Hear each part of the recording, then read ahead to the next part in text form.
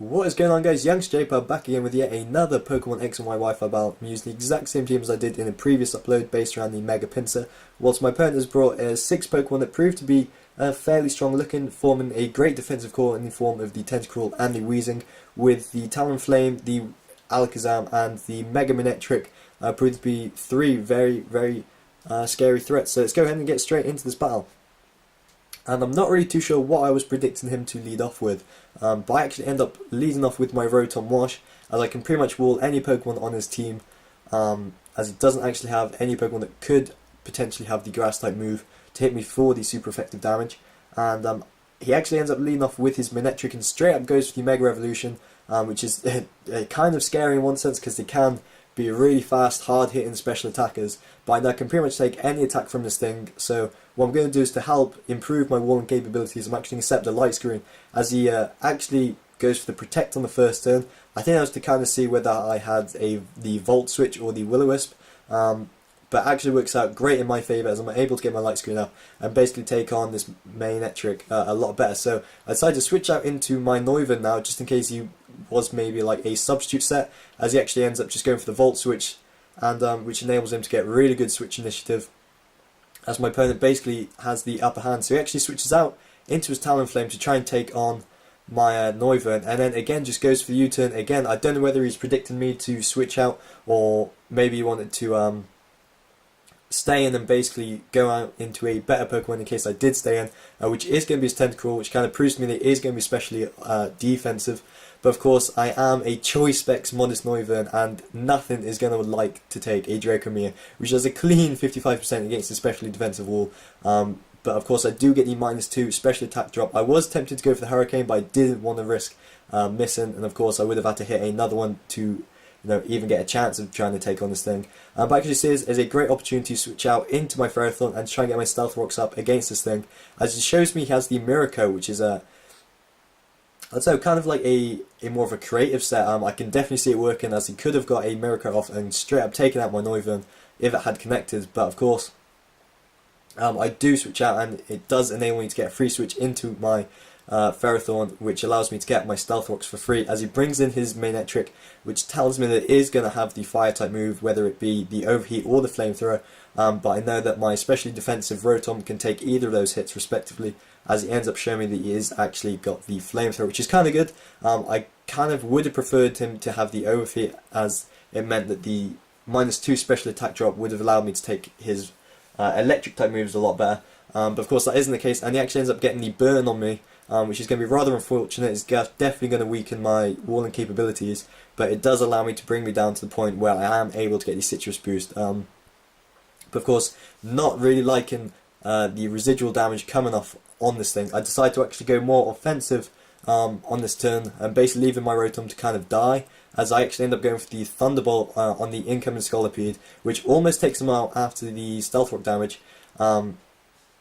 And he's going to make the good play here and go for the Protect, which is going to rack up a bit more burn damage on me, and he's able to then kill me off with the following Mega Horn. He actually shows me there's a Life Orb variant, which is going to be great for me. I'm pretty much happy to let my Rotom-w in to die now. I mean, I don't really want this thing baton passing, so I am going to stay in and go for the Thunderbolt, but of course he is going to kill me off with the Mega Horn.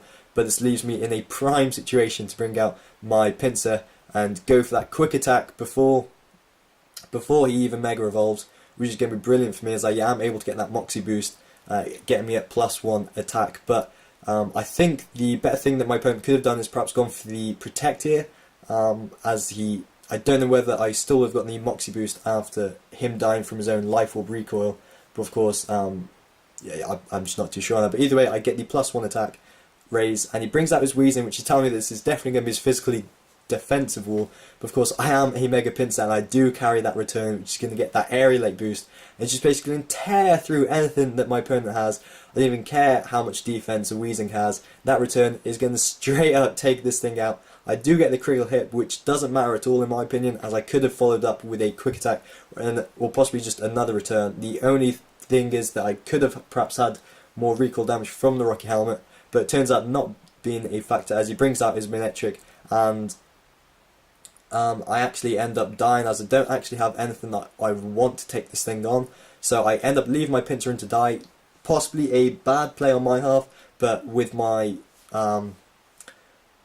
rotom-w dead now, I don't really have anything that I do want to take on a special hit. So he volt switches out into his Alakazam, and I see this as a great opportunity to go out into my Infinite, which is Choice Scarf. So presuming that he doesn't have a Choice Scarf Alakazam, I'm able to go for the U-turn and pretty much kill him, but he does have the Focus Sash, which is going to be rather annoying for me as I actually have to get another hit on this thing. But the plan was to U-turn out into my Ferrothorn, which should take on be able to take any move that this thing has, presuming that he doesn't actually have the Focus Blast, as he ends up going for the Psychic. I can take that very well as a resisted hit, and I can basically kill him with the Leech Seed, but I realise now that that was a completely bad play, as he actually ends up going for the Recover, and of course because this thing does have the Magic Card ability, he's not going to take any damage from that Leech Seed, so that is definitely a bad play on my part. I'm completely forgot about Magic Guard not taking any residual damage from the Leech Seed. So,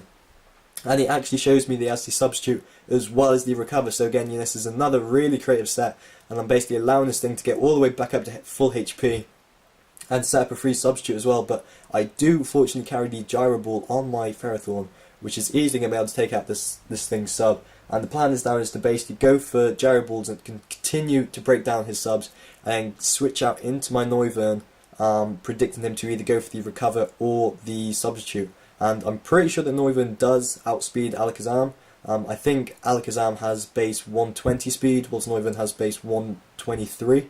But presuming that this thing is modest and not timid, I'll definitely be able to take him out with the Draco Maid. But he actually predicts that really nicely and ends up going for the Psychic on the turn that I thought he would have gone for the Recover or the Substitute. So that plan kind of goes out the window, but it isn't really a problem as I'm able to go out into my Infinite and basically kill this thing off finally with the U-turn. So the Alakazam definitely could have caused a lot more problems if I hadn't dealt with it appropriately. He does manage to take down my Noivern though, which proved to be a bit of a threat against this Pokemon. But with that Alakazam out the way, it only really leaves his Tentacruel, his Mega Manectric, and his Talonflame left. And with my rotom-w dead, that Talonflame in the back is definitely something I'm kind of worried about. So I go into my Excadrill now, as I do hit for super effective damage against the Manectric and the Tentacruel with the Earthquake. And because I am fairly specially defensive, I'm only going to take 50% from a Mega Manectric Flamethrower and easily able to kill him off with the following Earthquake. So bulky Excadrill definitely doing work this game, as I could have easily taken another. It would have been a 3-hit KO from the Flamethrower of the Mega Manectric, as I do actually have the leftovers as well. And because I know that Flamethrower only did around 50%, I know I can definitely take a Scald from the Tentacruel that he brings in, which is definitely going to be the case, presuming he doesn't get a crit. Fortunately he doesn't, and left on 15 HP, and again that another threat is going to die to the Earthquake. So basically my defensive Pokemon here is putting a lot of work right now, taking down two of my opponent's Pokemon, being the Mega Manectric and the specially defensive Tentacruel. What's he's left now, which is his last remaining Pokemon, which is his Talonflame.